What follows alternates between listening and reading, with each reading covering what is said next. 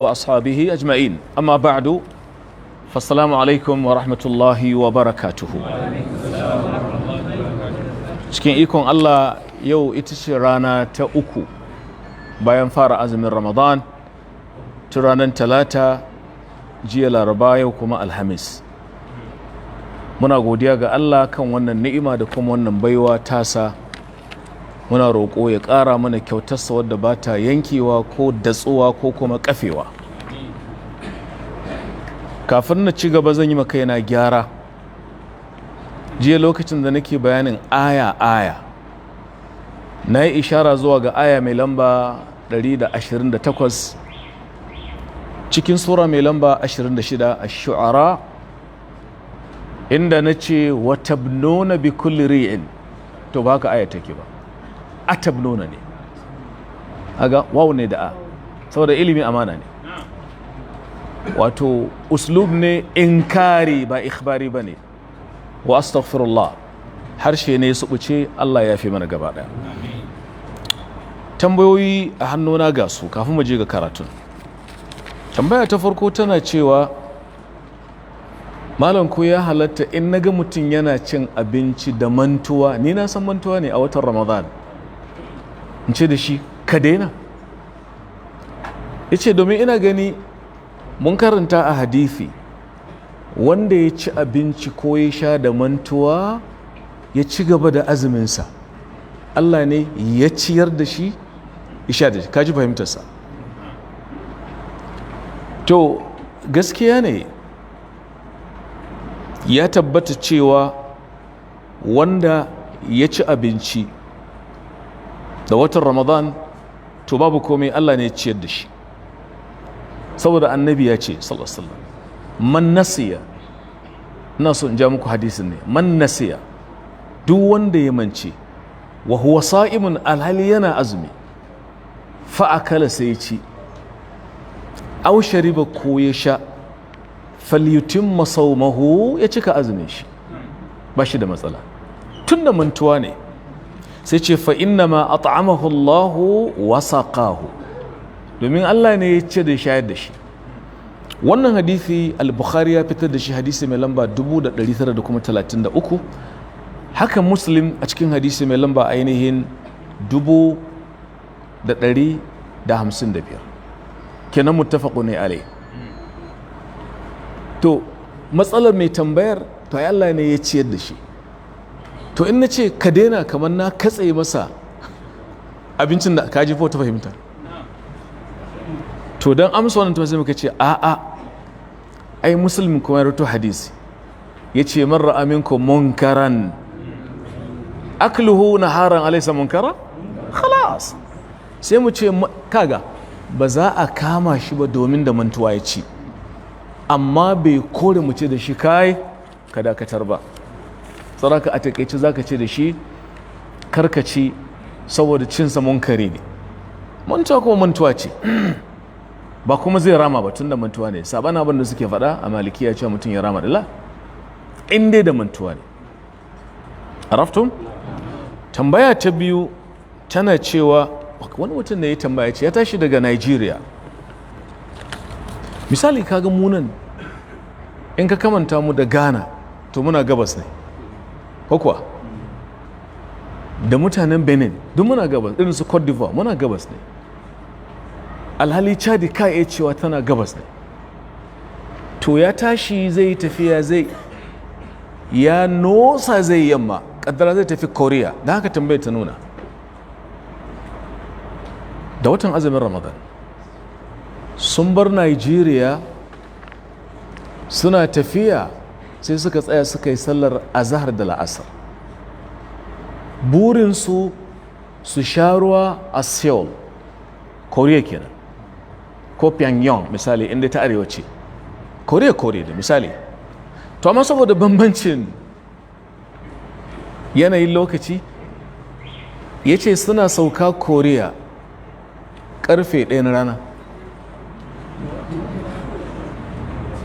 ka gani fa ya ce wallahi sai na rikice sai na kira matata a Najeriya mai ake ciki ta ce mun sha ruwa yanzu karfe 9 ga rana ka ta kau. To ya ce kuma sun yi sallar azhar da asar a hanya, ya zai yi? To amsar ita ce sallar ka ta azhar da la'asar ba za ka rama ba, saboda ba a sallah biyu a rana. Amma azumin ka za ka yi aiki da yanayin da ka samu kanka ne ciki, sai ka haƙura. An gane ko?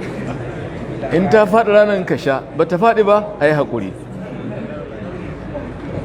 Yana kuma kaga wannan ya kama da wata da aka yi wa wani malami, Malam Abdullah Quick, wani ɗan Canada da ya musulunta, malami ne masha Allah, yake cewa ya tafi irin su Alaska. Kun san Alaska, America tana da nisa kusa da Rasha. In fact daga Rasha ma aka sayo ta, haka aka ce. Ya ce a yankin saboda sanyi, saboda yanki da kusan Siberia, yanayin sanyi a wurin, sai ka iske malam ba a ganin rana. Wata duniyar kuma ranar ce 24 hours, rana kawai. Ya Allah.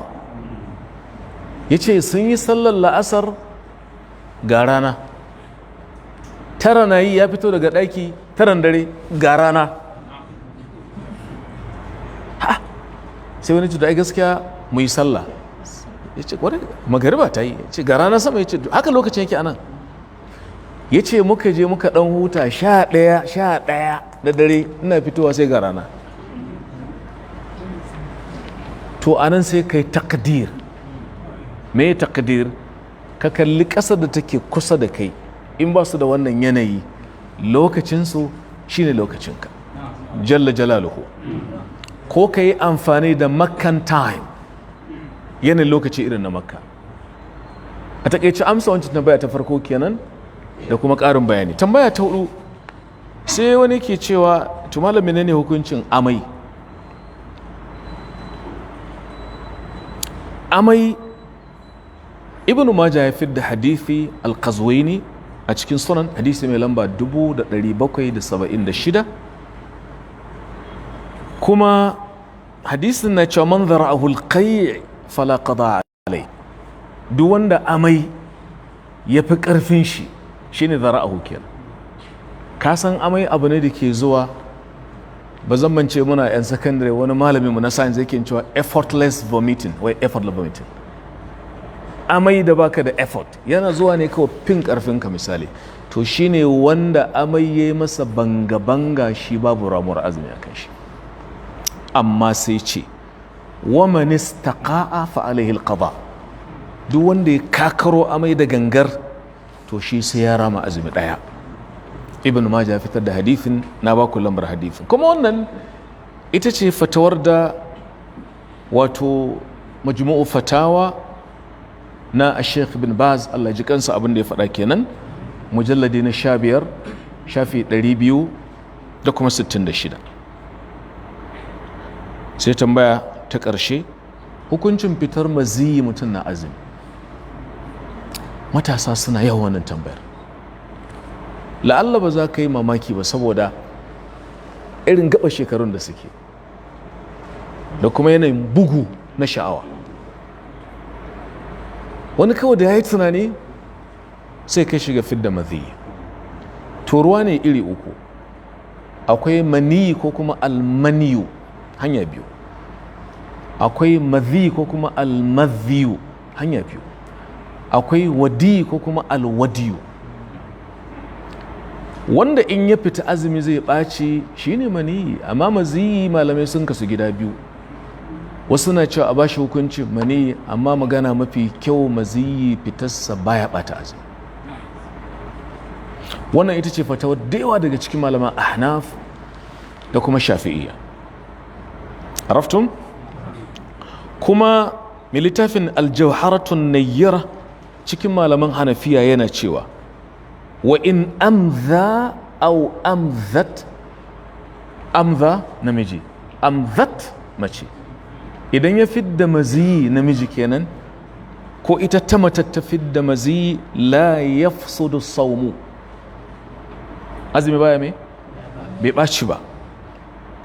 Wa qala al-imam an-nawawi, an-nawawi kun san ba shafi'i ne, Allah ya ramshe shi, amin, shi ma haka ya faɗa cikin majmu'. Me yace? law qabbala imra'atan yace kai koda mutum zai sumbaci mace inji annawi wa taladhdha ya kuma ji dadin haka din fa amdha sai fidda maziyi amma walam yumni bai fidda mani ba kalli bambanci sai ce lam yuftir indana a wurinmu ma'asharar shafi'iyya ba shi da matsala, has no case to answer. An gane ko? Bila khilafin ba sabani. Wannan kuma ita ce fatan Sheikh Ibn Uthaymeen da fatar al-Allama al-Fawzan fatawar su kenan. So da ka fitan maziyi ba ta bata azumi. Sai dai magana Nawawi anan akwai abin tsokaci da yace koda ya sumbaci mace. Abinda malam ke nufi magana ce dahir, amma kada wani saboda danyar kai ya ce gashi ba daidai ba ne. An ce wani yaro ya ce da Sayyidina Umar, tsoho kai, ya ce ya sarki musulmi Umar, mu je mu kwanta ni da matata a shimfiɗa ɗaya ba abin da zai faru. Ya ce je ka babu komai. Ganin haka sai wani saurayi ce a to ni ma sabon aure ne, sai shi ban da kai. Ya ce amirul mu'minin wancan ka halatta mai da aka yaro ne, akwai ɗanye ɗaya da ƙwaƙwalwa, shi ko dattijo ne, ana tsammani dattakun zai hana shi, sai dai akwai dattijon biri aito warai kuwa. A takaice dai wannan shine bayani dangane da tambayin da suka zo hannu. za mu tashi aya ta 18. Allah ya samu dace. Iqra. أعوذ بالله من الشيطان الرجيم بسم الله الرحمن الرحيم شهد الله أنه لا إله إلا هو والملائكة وأولو العلم قائما بالقسط لا إله إلا هو العزيز الحكيم. نعم. إن الدين عند الله الإسلام وما اختلف الذين أوتوا الكتاب إلا من بعد ما جاءهم العلم بغيا بينهم ومن يكفر بآيات الله فإن الله سريع الحساب. قال الله تبارك وتعالى في تنزيله المحكم الحميد المجيد شهد الله أنه لا إله إلا هو. الله شيني شيدا، الله يا شيدا يا تبتر wannan babbar magana ce. Shaidawa akan me? Annahu la ilaha illahu, ba wanda ke da cancantar abauta mai illahu sai shi kadai. Al'amarin da Allah ya kafa shaida a kai ba lamari bane na wasa fa ya jama'a. Malamai suka ce wannan na daga cikin ayoyin da ke tabbatar maka da muhimmancin tauhidi. Allah shine shaida ta farko ko na farko cewa ba abin bauta sai Allah. Wal mala'ikatu, sannan da mala'iku su ne shaidu na biyu, wa ulul ilm da ma'abota ilimi. Wannan ya ishi malamai daraja, ko ba a ambaci komai na falalar malamai ba sai wannan ya ishe su ɗaukaka. Duk cikin halittunsa bai kira wasu shaidu a kan wannan babban lamari ba. Ai bai ce wa ulul mulki ba, bai ce wa ulul mali ba, ko ulul siyasa wa ulul ilmi da mabota ilmi. Kafa bil ulama isharafan, ya ishe su daraja da kima da mutunci. To su tsara mutuncin nan kuwa, su tsara wannan girman, su tsara wannan amanar da ke zukatansu, kar su wulakanta ilimi da kwaɗayi da neman abin duniya inda bai halatta ba. Allah jikan Al-Jurjani inda yake cewa walau anna ahlal ilmi sanuhu sanahum walau azzamuhu fin nufusi la uzzima ولكن أهانوه فهانوا ودنسوا محياه بالأطماء حتى تجهم.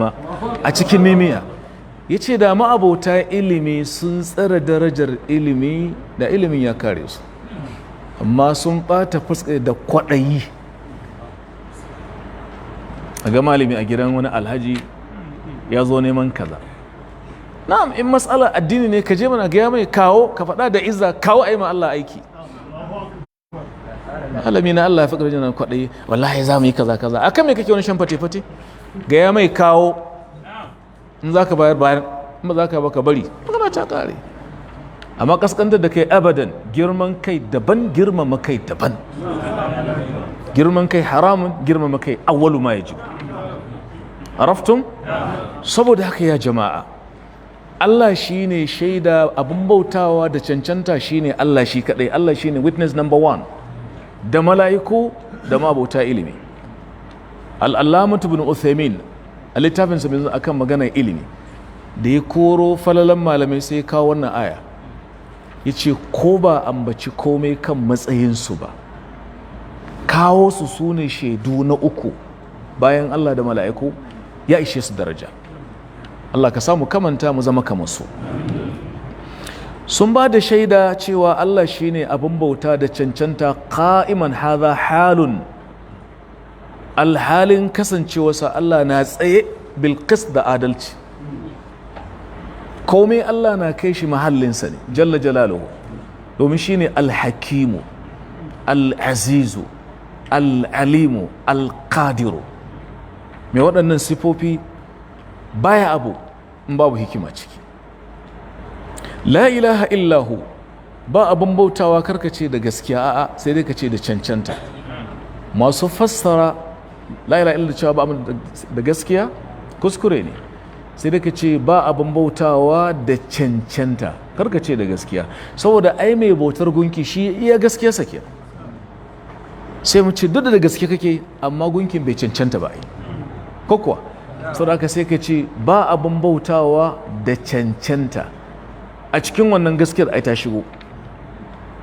to Allah shine wanda za a bauta mai da cancanta, shine al-azizu, buwayi. in ka ce buwayi, ba hauce kan ce buwayi gagara misali, wato ya fi karfin ka ba da misalin shi. al-hakimu, gwani. kaga abu biyu, idan mutum yana da buwaya, yana da power, ba shi da hikima sai ya kwaba. yana da hikima na abubuwa masu kyau, ba shi da executive power, nan ma abin ba shi da, to kaga sai ka tara biyu. to Allah ku faɗa daidai karku kuskure. haka ya halatta ka sanya mai yaro suna Abdul Hakim, ko kuwa? saboda Allah ya kira kanshi da suna mai shine al-azizu al-hakim. aya ta 19, inna ad-dina inda Allah al-islam, tabbas addini in dai a wurin Allah ne, ka ji magana, to shine musulunci. la ilaha illallah, dina inda Allah. addin kan zo a ƙur'ani ba ana nufin musulunci ba, ana nufin addinin kafirai ne. misali, lakum dinukum wale din, gare ku addinin ku, kafirai ake nufi, amma ya ce din. addini kan zo a ƙur'ani ana nufin ranar tashin kiyama, don ya ce wa inna dina lawaqi', don ya ce maliki yawmiddin, kiyama ake nufi. addini kan zo a ƙur'ani ana nufin social interaction, kai kawo, wa gharrahum fi dinihim ma kanu yaftarun. to a irin na gaya muku wannan ana kiransa mai alwujuhu wan nadha'ir. to nan da Allah ya ce inna dina, to ana nufin na farkon ne. addinin da Allah zai kalla ya ce na yarda da shi ne musulunci. kenan duk wanda ya rayu ba akan addinin Islam ba, batacce ne, ya fi jakin gidansu jahilci da bacewa. al-Islam, wannan addini shine addinin annabawan farko, munzul qidam ila akhir al-waqt. annabi Adam musulmi ne, Ibrahim musulmi ne, Musa haka annabi Isa da shugabansu gaba daya sallallahu alaihi wasallam. yace inna dina inda Allah al-Islam. kuma musulunci ne kadai sunan shi ba a dauko ba daga sunan wani. ka dauki Christianity, ai an dauko ne daga sunan Christ, gashi nan cikin Bible ai. cikin littafin Act of the Apostle 1126 da muna karanta shi, suka ce a wani gari da ke Antakya a nan aka fara kiran mabiya da suna Kirista. Shi kenan to wai shi ne ai suke so su kira musulunci wa Mohammedanism, muka ce a ba sunan shi ba kira, sunan shi al-Islam. Na mu Muhammadawa ne, amma ba wannan ma'ana da kuke nufi ba. Muhammada mabiya annabi Muhammad, amma shi kan shi musulmi ne, don Allah ce ka ce wa ana awwalul musulmi. Amma Christianity sunan wani ne. Addinin Yahudanci, Judaism daga Juda, Yahuda, ashe sunan mutum ne. Zoroastrianism daga Zoroaster, gumakan da ake bauta ma a wuta a addinin Banu Sasana a Iran tuntuni. Addinin Mikado a Japan, addinin Shintoism, ga sunan ism iri-iri, addinin Hinduism. Araftun? To musulunci ba a ce da shi Mohammedanism a irin wancan tunanin. Har wasu mana cewa Hagarism, wai musulunci kenan, wai ‘ya'yan Hajara, Hagar. Kalamun batil saboda jahilci. Kuma ba addinin da ke yaduwa da sauri da gudu da hanzari irin musulunci a yau, ko arna sun ki ko sun so. Idan har matar tsohon shugaban America Clinton, Hillary, za ta ce musulunci shine addini mafi saurin haɓaka a can wurinsu America, ba ƙarya ba ne. George Bernard Shaw mutum ne wanda yake yana inkarin samuwar Allah, mutumin Ingila ne, ya ce kaga ni in akwai addinin da ma zan yi to addinin Muhammadu ne, to ka yi mana. Misalai da yawa irin wannan. To tunda musulunci haka yake, to kuma dole game da abokanan gaba, a ka'ida ne. Ni'ima ba ta taɓa cika ba ka zauna lafiya ba game da hasada ba. Da haka kowane irin kare da baka damushe ya zagi musulunci, ya zagi annabi, to menene cikar kamala kenan. Tsara kai musulmi ka daga kanka a ko'ina cikin alfahari, ba alfahari na haramci ba. Shi ne duk inda nake zuwa a Europe da America ban taba shigan court ba, da shigana nake gane na musulmi dan Najeriya, ko dai ku so ne ko dai ku ƙi ne. Yau sai ne shigan wasu inyamurai akan me? Tun yaushe muke zuwa turai din? Gani nan dan Najeriya ne, gani a garinku. Na yadda kila zai zama hikima, when in Rome do as Romans do. Naki wai in kana Rome kayan da Romawa ke, to in giya suke sha ba sai in sha. San ban ga wani burgewa ba. Kuma ni haka din ya sa ba ni matsayi da wata ran na ainihin Washington nan VOA da shiga da aiki, wallahi sai ga wani ma'aikacin su bakar fada ce, oh, this is beautiful, will you give me to enter the church with it? I said, church? Wallahi malam, wannan shiga irin tako da Allah ko zaka taimake, ina son je coci ne je da wannan kayan. So abinda nake cewa, yani addini mafi ɗaukaka wanda shine agun Allah, addini shine musulunci. inna ad-dina inda Allah al-islam wa ma ikhtalafa alladhina utul kitaba illa min ba'di ma ja'ahumul ilmu baghyan bainahum. Waɗanda aka ba su littafi a taura da linjila ba su sassaɓa ba akan gaskiyar annabi Muhammadu sallallahu alaihi wasallam sai bayan da ilimi ya zo gare su. Domin kafin manzon Allah ya bayyana, har Yahudawa a Madina suna cewa annabin ƙarshen zamani ya kusa bayyana, za mu bi shi mu yaƙe ku. Da annabi ya bayyana suka ga ba Yahude bane, suka ce ba shi bane, to shine Allah ke nufi ana. Ba su saba ba fa, sai da gaskiya ta zo musu. Har na Safiya bintu Huyay ibn al-Akhtab, matar manzon Allah, take cewa lokacin da manzon Allah ya zo Madina sallallahu alaihi wasallam, ta ce babana Huyay kusan ni ce mafi soyuwa ko kace mafi soyuwar ƴaƴansa gare shi, yana ji da ni. amma da ya duba ya ga lallai annabin nan ba bai hude ba ne, ya shiga cikin tawagar mutanen madina a tarbo annabi, ashe ta ciki na ciki. Da ya zo sai na ga ya dawo fuskar samala a murtuke, hankalinsa ya tashi. Da shi da ainihin baffa na dan uwansa, ina jin Abu Yasir sunan shi, sai na ji Abu Yasir yana tambayi baban jina na ummu na Safiya, sai na ji yana cewa da shi huwa huwa shi ne annabi? ta ce sai ce huwa shi ne. ta ce sai na ji ya tambayi, sai ce to wa ma za a adatta lahu, menene plan ɗinka game da shi? sai ce adawatuhu ma baqitu, zan yi gaba da shi muddin ina raye. hasadan min indi anfusihim, so da ka ba su saba ma gaskiyar musulunci ba fa, sai bayan da ilimi na dahiri ya zo musu, baghyan bainahum, saboda zalunci da ke tsakaninsu. to tsaya ka ji, wa man yakfur bi ayati llahi fa inna allaha sari'ul hisab, duk wanda ya kafirce da ayoyin Allah, to Allah mai gaggawan hisabi ne, mai gaggawan sakamako ne. kenan kafircin kafiri a kansa zai tsaya, an gane, bai zalunce ka ba, ka rike musuluncinka a duk inda kake, kuma matsayinka na musulmi ka zamanto nagartacce mai faɗin gaskiya wajen aiki. misali ka tafi da wuri, na ba da misali ne kawai, idan da ma'aikata ƙarƙashinka ka biya su a kan kari.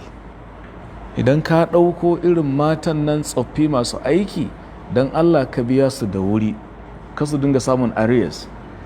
ma'aikata a biya su albashinsu da wuri, kada a aiko albashin ma'aikata misali a jiha, wani babban jami'i ya zauna akan kuɗin, ya buɗe account na gaggawa a banki don ya samu kuɗi ya ci da gominsu. kan 20,000 a wata, kasuwa ɗaya suke zuwa cefane. ina tausayin yake? ba ma wannan ba, masu sayar da kaya wanda suka saye shi da tsohon farashi cikin rangwame, sai da shi da sabon farashi. me matsalar? ai an yi waya yanzu kayan ya tashi, tsohon farashi. kai akwai wanda ya bani labari, wa ana bana tuma la attahimu, ya ce malam mutum ne ya je ciniki a gun wani a shago, ya biya shi, ya ce to da Allah aje min wannan kayan nawa in je in dawo. kafin ya dawo sai wani mutum ya zo ya ce kayan nan bai ci, na daga nasir, da Allah ka manta kawai, nawa ka sai da mai kaza, na ƙara maka, sai ta da ciniki. mun kai ga wannan lalacewar. mutumin ya dawo ya ce kayi ni fa wallahi tar ciniki, ya za ka sai da kayana? ya ce to ni na riga na haka. ƙasar da ba doka kenan, inda doka sai ya ɗanɗana kuɗin shi, haka dai kila masa Allah ya zai shi kenan, magana ta ƙare. to ta za mu zauna lafiya? na'ibu zamanana wal aibu fina, wa ma li zamanina aibun siwana. yace walaysa dhi'bu ya'kulu lahma dhi'bin wa ya'kulu ba'duna ba'dan iyana. yace kullum muna aibata zamani ba shi, mu ne problem na kanmu. our problem is self created, mu muka kirkiro. yace ka taba ganin kora ta ci kora ta ce yar uwata, amma muna cin junanmu kamar gaiwa gaba da gaba. ina nufin kasancewarka musulmi, yi kokari ka zamanto kyan hali. Araftun? ko ka iske a samu wasu waɗanda suke misali wani ɓangare ba likitoci ba ne, kawai jabin likitoci ne, quacks ne, masu quackery, su buɗe shagunan ainihin zurkuma allura suna kashe mutane, ba su da ƙwarewa, kuma ƙila wai musulmi ne. aikin hukuma ne ki taka musu birki a hukunta kwace lasisi. na nufin musulmi ya zama kyau. masu sai da maganin gargajiya suna batsa a masallacin juma'a, ko ka iske magani ɗaya yana maganin cuta 100. ni na ji da kunne na wani tallan magani, sunan maganin wato ko menene komai da ruwanka. kaza kaza a shafa, ciwon kai a shafa, wallahi in ya dinga jera a shafa sai ya faɗi a shafa wajen guda 30. To wannan ba musulunci ba ne, ku sani. Kuma ana rayuwar mutane, ana ma rayuwa barazana ne. Musulunci ba abin da ya bari, na ɗan tsaya ne saboda faɗin musulunci. Kana tuka mota daga nan zuwa Kaduna, motar ka misali irin ta zamani ce, tana da malejin gudu 260, kana tafiya a 240, ban Allah ina za ka? Abu ya gito maka birki ya yi felin, sannan ka ce Allah ya kaddara. Ya kaddara ma kuma da laifinka ko. Musulmi baya ka. Wala tulqu bi aidikum ila ta'aluka. Telolinmu ga sallah na karatowa, ku daina haɗamar tattara kayan mutane. Muna maganan inda Allahil Islam, musulunci na ai ba suna bane, ma'ana ba faɗa bane kawai. Sai su yi arin gizon kayan ɗinki da yawa, har akwai express. Babu laifi tunda kuɗi kake so, amma ka tabbatar waɗanda ka yi musu alkawari sai ka cika alkawari. Amma ka karɓi kuɗi ka aje na sauran saboda an baka da yawa, kuma ka yi ƙarya ka ce nefa ne. To dama nefa ya lafiya ko rabar ta sha giya? Ya nefa take a Najeriya? Na'am? Kura ɗazu na ji an ce kwamistan wuta ne yana ba 'yan Najeriya haƙuri saboda ƙarancin wuta. To Allah ya sa abin ya kyau. Ina nufin sai a yi ƙarya, ba musulunci ba. Ko a yi ɗinki ya duddukan da suka rage a sake ɓoyewa, a sake ɗinkawa ana saida, kuma bayan ba naka ba ne. Abun na da faɗi. Inna dina inda Allahil Islam. Mun riga mun ƙara fassara ko? Wanda ainihin ya kafirce da ayin Ubangiji, to fa inna Allah sari'ul hisab. Aya ta 20. فإن حاجوك فقل أسلمت وجهي لله ومن اتبعني وقل للذين أوتوا الكتاب والأميين أأسلمتم فإن أسلموا فقد اهتدوا وإن تولوا فإنما عليك البلاغ والله بصير بالعباد. فإن حاجوك ɗaliban tajwidi wace madda ce wannan? ɗaliban tajwidi wace madda ce wannan? almaddu lazimu almuthaqalu alkalimi ko alkalami, ba alharfi bane ko? Yana da cin zango nawa a madda? Madda ce mushba'a ko gair mushba'a? Mushba'a. So kenan ka kirga yatsa kamar nawa? To ku faɗa mu ji, barin kirga.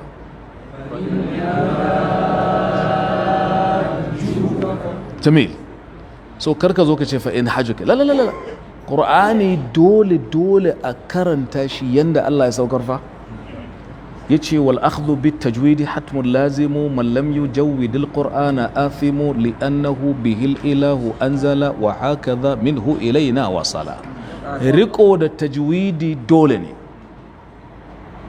Fa in hajjuka, sai Allah ya ce ya Rasulullah, idan mutane suka dinga hujjatayya da kai, suna ja in ja da kai kan musuluncin nan, kyale su, faƙul ka ce da su aslamtu wajhiya lillah, ni na miƙa wuya ga Allah ne ai.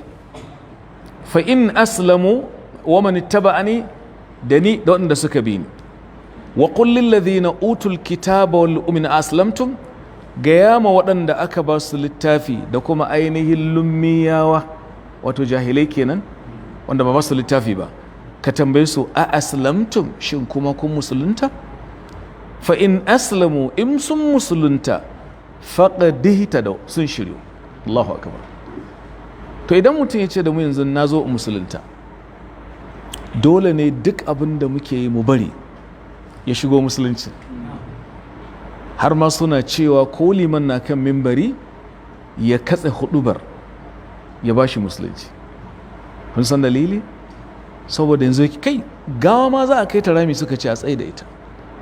Kun ɗauki gawa suka ce a tsaye da ita a bashi musulunci dan saboda wancan tasa ta kare wannan zai shigo idan kuka yi mistake kila ya zama na abu kila sai ku kamu da laifi kuma misali saboda haka idan suka ce sun musulunta sun shiryu amma wa in tawallau in suka kauda kai suka botsare fa innama alaikal balagh ba abin da ke kanka ya manzo Allah illa iyar da sako shine albalagh wallahu basirun bil ibad Allah kuma mai gani ne yana kallon duk abin da bayi ke yi innal ladhina yakfurun innal ladhina yakfuruna bi ayati llahi wa yaqtuluna an-nabiyyina bighayri haqqin wa yaqtuluna alladhina ya'murun na'am ويقتلون الذين يأمرون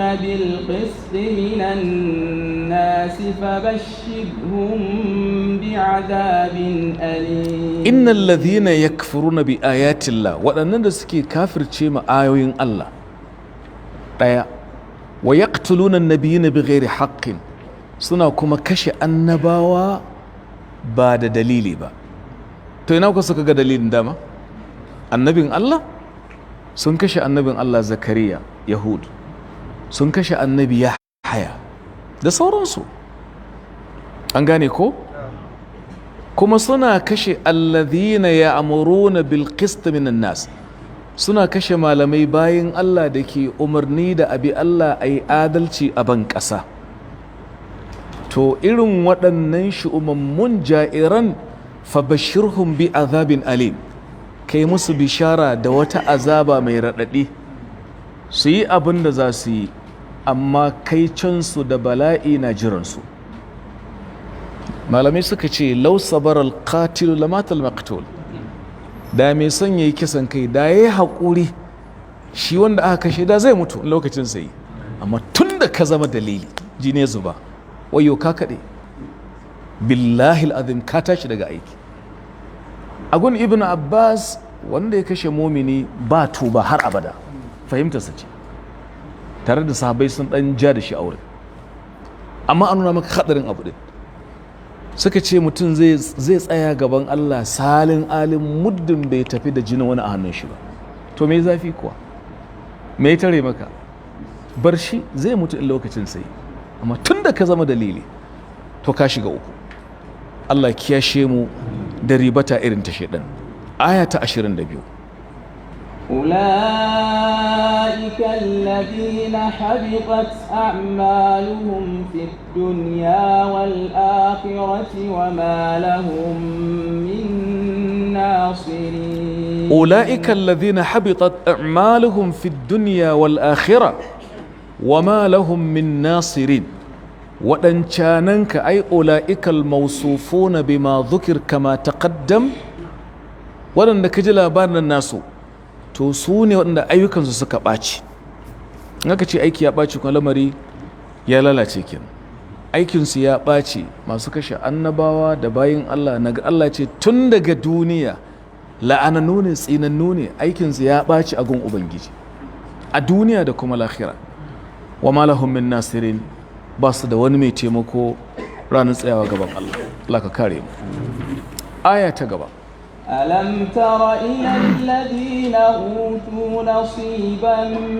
من الكتاب يدعون إلى كتاب الله ليحكم بينهم ثم يتولى فريق منهم وهم معرضون ذلك بأنهم قالوا لن تمسنا النار إلا أياما معدودات وغرهم في دينهم ما كانوا يفترون tunan sai akalar maƙyangyamar magana ta karkata zuwa ga ɗabi'a irin ta Yahudu ƙari kan abin da ya wuce alam tara ila alladhina utu nasiban min alkitabi yud'auna ila kitab liyahkum bainahum zuwa ƙarshen aya din Allah ce kalli waɗanda aka ba su littafin na aka ba su wani rabo na daga littafi yud'auna ana kiransu zuwa ga littafin Allah wannan ana nufin yahudu ne suna takama da an ba su attaura wanda suka hargitsa suka murguɗe ta an ba su wani kaso na littafi amma annabin Allah Muhammad sallallahu alaihi wasallam yana kiran zuwa ga littafin Allah wanda shine jagon littattafan da suka wuce dan ya hukunci tsakaninsu amma thumma yatawalla fariqun minhum wa hum mu'ridun sai ka iske wani yanki nasu sai su juya baya suna masu botsarewa suna masu tumbe suna masu wato iradi kawai da kai gabarin abin da ake zagare su to waɗannan suna yin haka ne kuwa zalika dalili bi annahum qalu sun ce lan tamassana an-naru illa ayyaman ma'duda yauje kama za mu shiga wutan je ka ya Muhammad kaji fa ai kwanaki ne kaɗan kawai to kaga rashin sanin Allah ne ita azabar ubangiji ana wasa da ita ne wa yasta'jilunaka bil azabi wa lan yukhlifa Allahu wa'ada wa inna yawman 'inda rabbika ka alfi sanatin mimma ta'uddun kafirai suna cewa a kawo azaba Allah ce kyale su Allah ba zai tashi daga alkawarinsu ba yace rana daya a gun ubangiji kamar shekara 1000 ne a lissafinku ya Allah yanzu kaga hijiran manzon Allah daga Makka zuwa Madina alayhi salatu wassalam shekara nawa ke 400 to ba a yi kwana ɗaya da rabi a gun Allah kwarai kuwa don ya ce wa inna yawman inda rabbika ka alfi sanatin mimma ta'uddun rana ɗaya a gun ubangiji ba human calculation ba a gun ubangiji rana ɗaya shekara 1000 ne a naku lissafin to yanzu kana maganar 1442 ba hijira kenan ba shekara 1440 ba a yi kwana ɗaya da rabi ba ban gane ko gane lissafin ba tunzu in ba bai hude ba sakarci na bai hude ba ya ce ai azaban kwanaki ne da yawa waɗanda kwanakin kaga daga nan za ka gane akaliya irin ta yahudawa Allah ka tsare mu da wannan kafirci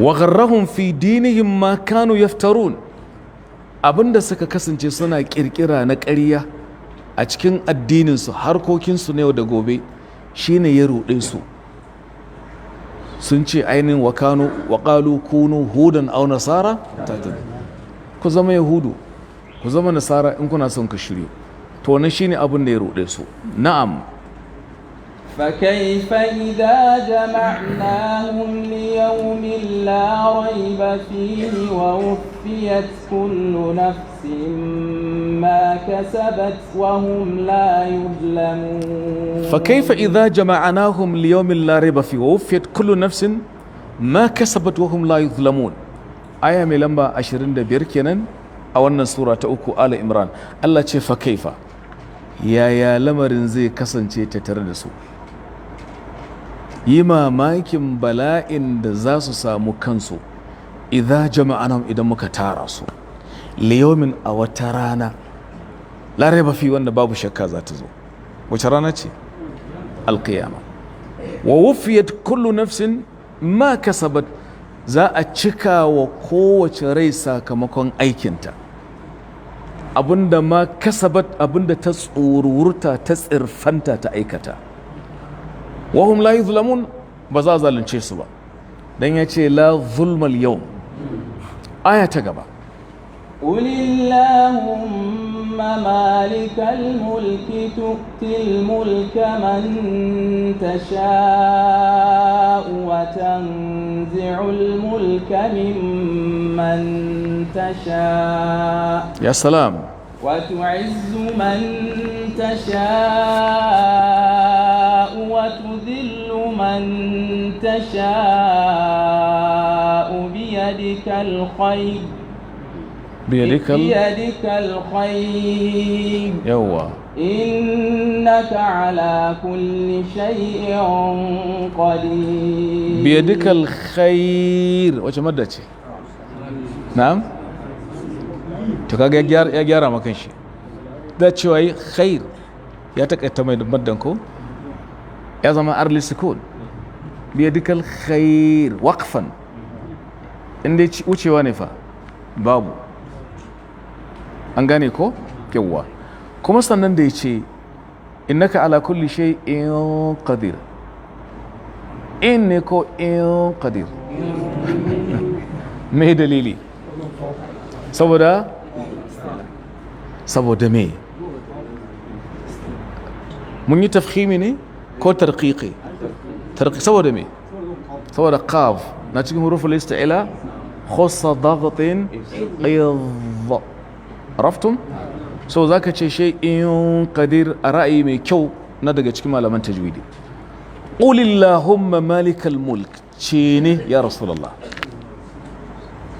ka ce ko ka ce ka faɗa musu ko kuma ka roƙi Allah Allahumma malikal mulk Allah ya mamallakin mulki subhanallah shine malikal mulk tu'til mulka man tasha Allah kai ke bada mulki ga wanda kake so wa tanzi'ul mulka mimman tasha ka duba kakan kuma kwace mulki sai ce tanzi'u saboda mulki in ya shiga hannu ba a so a bari sai Allah sai ya kwace kan lafazin Qur'ani dan sun ce power is sweet mulki da dadi ko to Allah ya kwace ai bai ce wa tuzilul mulk sai ce wa tanzi'u Allah kana cizgi kana kwace mulki daga wanda kake so na taba karanta labarin ɗaya daga cikin shugabannin Afirka yace shi fa da a ce ga tsohon shugaban kasa gara ce ga kabarin shi wallahi malam to babu shi ya tafi kuma an kwace mulki ya mutu me yasa kaga masu mulki a yau har suna ma tsara ma kansu sai ce 4+4 wato automatically imani kawai misali alhali cewa kuka yi zaɓe za a yi to ya ka ba kanka tabbas 4 sau 4 sai ka yi 8 ɗin abin da ake cewa abnormal ya zama normal a yau haka ne ko ba ka ba ne amma kuma da laifin su talakawan su ke fara faɗa su ne yalla bai sai ka yi ai 8 ɗin nan dahir ne to kaga siyasa sai ta haukace ta lalace kamar yadda dan na sha faɗa siyasa a Najeriya ta kasu gida 5 kuna so ku ji su akwai siyasar koko da kosai a Najeriya muna kiransa material politics kudi ne kawai aka shiga ko babu ne na biyu akwai siyasar bangaranci da kabilanci a Najeriya dan bangaranmu ne ko yayi ba daidai ba mun yadda namu ne barawo ne to ai barawo mu ne mun yadda saboda kabilanci akwai wannan a Najeriya ko babu akwai siyasar yahudanci a Najeriya a zaɓi mutane su ringa ɗauko dokoki na kafirai suna ɗorawa al'ummar annabi dole sai an bi babu ne a ce har ana yunkuri wai a halatta auren jinsi a Najeriya a ƙasar mu ƙasar annabi Muhammadu abadan lan yakuna hada to akwai suna nan almajiran yahudawan da sunan siyasa su ɗauko dokoki a samu kuɗi shikenan a ce ai doka ce to shine siyasar yahudanci kenan uku kenan ko akwai kuma ainihin siyasar wato dabbanci sara da suka wanda shine kusan rukunan macin zaɓe ɗin wannan za ka same shi da yawa a arewacin Najeriya mun zauna a kudu ai ba gani irin wannan a can irin wannan ne sannan na 4 ko na 5 kenan akwai abin da nake kira PPP ba fa jam'iyyar siyasa na kafa ba PPP positive political participation positive siyasar manufa ita ce karanci a Najeriya siyasar da mutum zai hau ba magana kuɗi yake ba ta yaya zai zama dalilin kauda mutane talauci ta yaya zai aiki tukuru rashin tsaro a kau da shi, a yi adalci, ta yaya zai amfani da political machinery ya sa abi Allah, inda musulmi ke da yawa dole abi Allah kawai a aiwatar da shari'a. zai na shari'a ta mutu kyau, kana gani a kanon nan sai ga ɗan acaɓa ya ɗauki yarinya ƙatotuwa budurwa, ga wani a baya ga mai tuka babur a gaba, ƙatotuwa sun sata sun matse ta. wannan a kudu muke gani wannan a da, amma ya shigo mana ba mai kuma magana. wuraren baɗala ga sunan, wuri irin namu na musulmi aje a gina mana ainihin gunki. je ka shoprite ka gani misali, je ka ba akwai gunki ba. mun gaya ma hukumar hizba ki ɗau mataki a kai, sun yi ko ba su yi ba Allahu alam, amma mun faɗa mu dai aikin mu gaya muku, ko ku ɗauka ko ku yi dariya, dariyar ku ta zam kuka gaba da nadamar mai kin gaskiya. Allah karka sami wannan kuka ɗaya. To siyasa kenan ta kasu gida 5. siyasar manufa, ƙasashen da aka ce sun ci gaba za ga suna siyasa sai ka ce mai tsafta, don sun san duniyarsu. shugaba ya ƙara zaɓe ya bar gidan gwamnati a motar haya, wallahi ba zai ka, amma mu kuwa hatta cokali sai an ɗauke in ba isa ba, sai wanda ke da ƙana'a. shugaban faransa wani ne yanzu misali, ba mai ci ne yanzu ba, wannan kafirin duk kafirai ne yanzu haka yana kotu, ni ba sun kyale shi ba ne, ya yi mulki an same shi da laifi, banda afirka. hikimar shigo da domin Allah ya ambaci mulki shi ke bayarwa, na'am, babu laifi kuma a neme shi in za a yi adalci, yana kuma kwace mulki daga wanda yake so in ya bayar. sai ce me watan zai ulmulka min mantasha.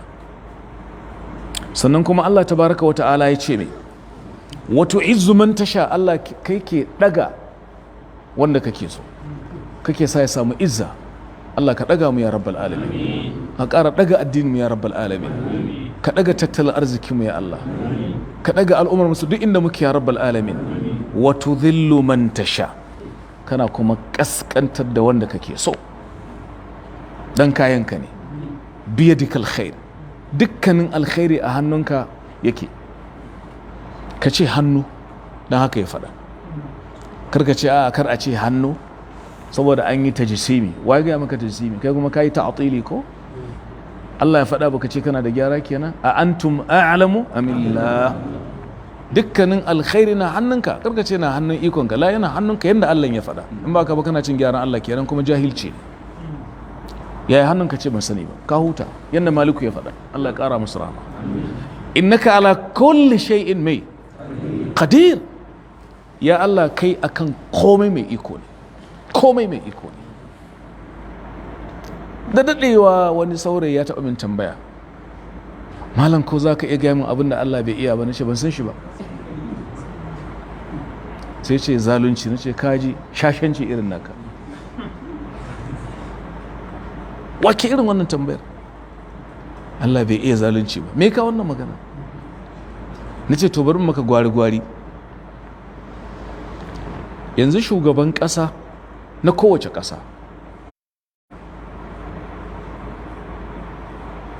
zai iya wanke kaya a bashi kuɗi, musamman idan matashin shugaba ne. zai iya mai da kansa ɗan ƙwadago ya je yi wankau a biya shi? a indan ta magana ƙarfi ne zai iya ko ba zai iya ba? amma matsayin shi ya bashi dama ya yi haka? to kuma sai ka ce ai ba zai iya wanki ba? sai mu ce wace tambaya ce wannan? ban gane ko kun gane ba. zalunci Allah ya fi ƙarfin, baya zalunci. shi halicci abinsa ya yi adalci da zalunci. don ka gane hadarin zalunci sai ya yi adalci. kwata-kwata tambayar ka bata da azanci, ka yi shirme, ka yi rashi, ka yi istighfari. ban gane kun gane misali na ba. Allah mai iko ne akan komai, amma kar ka fahimci wannan a kuskure, bisa kuskure. ka ce tun da Allah mai iko ne akan komai, yana da iko ya sa in ci jarrabawa, ni ba zan je classroom ba. to za ka sha mamaki kuwa. baka fahimci aya ba, ta yi gabas ka yamma. tunda Allah mai iko ne, yana da iko in na je na shimfiɗa kafet a kan titi mota ba za ta taka ni ba, kuma wallahi gaskiya ne, je ka shimfiɗa ɗin da sai zamanto ka yi kuskure ka saba wa Allah. innaka ala kulli shay'in qadir. barakallahu li wa lakum fil qur'an al-azim. Allah ya samu dace, ya yi mana albarka, ya albarkaci wannan haɗuwa da dukkanin haɗuwar mu, ya tara mu gidan aljanna haka. wassalamu alaikum wa rahmatullah.